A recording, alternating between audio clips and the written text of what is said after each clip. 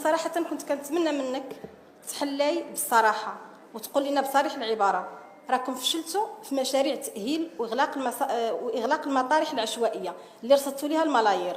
وهنا كنقدم لك دعوه لزياره تلك المطارح في جميع انحاء المملكه اللي سميتوها مطارح عصريه. ونبداو بالمطرح الجديد بطنجه. هذا المطرح اللي تصرف عليه ما يقارب 100 مليار سنتيم، والنتيجه جيل جديد من المطارح العشوائيه. ودائما في طنجه.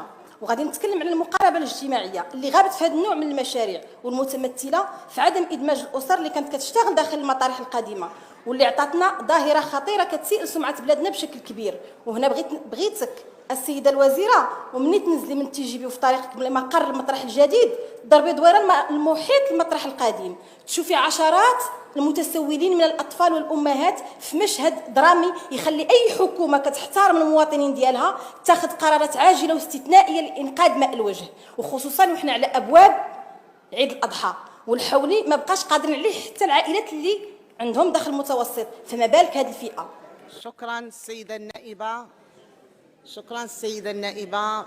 مهم، هل هناك تعقيب اضافي؟ السيده الوزيره، لم يتبقى لك الوقت. السؤال